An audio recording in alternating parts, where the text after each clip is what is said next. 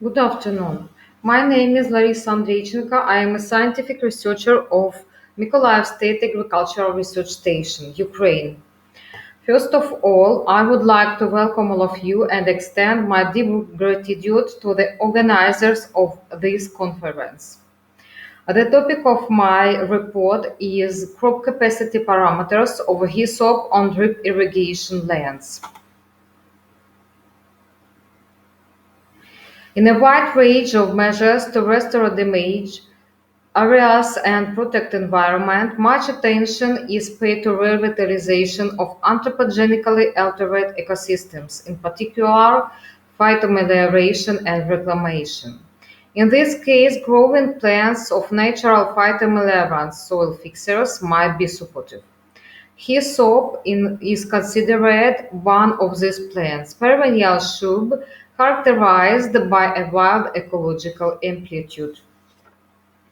The aim of our researchers was to define plants' capacity parameters on the basis of studying hyssop biology, which will contribute to obtaining flower mass on the level of 40-50 centers per hectare and develop measures for its effective growing under the conditions of technogenically transferred lands of Mykolaiv region.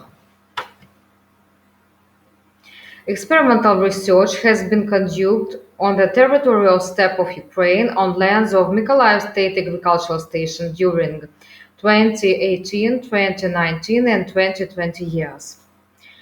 In slide 3, you can see a soil analysis report of the experimental site per 30 centimeters of soil depth. So, research territory appeared to be favorable for hyssop's growing.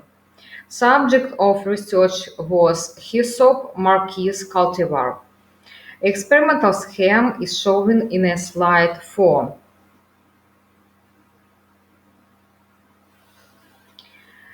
Drip irrigation was used to irrigate land plots.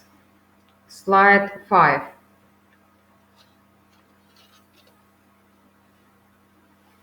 Results. Researchers stated that maximum biometric indicators of hyssop marquise were formed in the third year of life. Slide 6. On average, during 2018-2020 years, optimal parameters of hyssop capacity, the largest number of shoot per plant, plant height, and plant weight, were not in the third variant. Slide 7.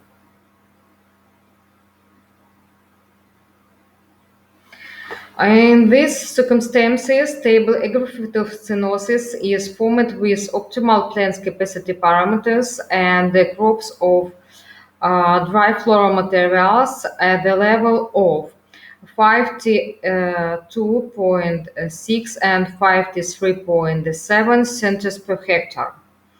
After the first mowing at the end of June, shoots are growing and flowering during the last August decade and beginning of September. However, phytomass yield is twice lower compared to the first mowing.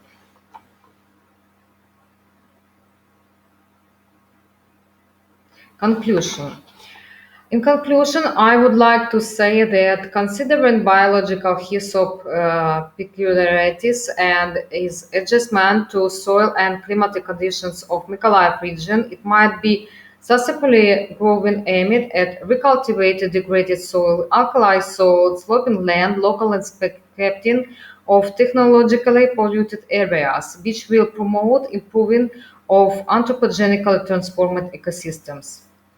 To implement such practical measures, comprehensive approach should be used while selecting agronomic measures for growing crops by applying fertilizers, nitrogen and phosphor to 6T broadcast, nitrogen and phosphor to 30 broadcast, plus nitrogen and phosphor to 30 with irrigation water during bud stage and retaining soil moisture per 30-40 centimeters depth on the level of 80 and 70 and 70% moisture holding capacity. That's easy. Thank you for your attention.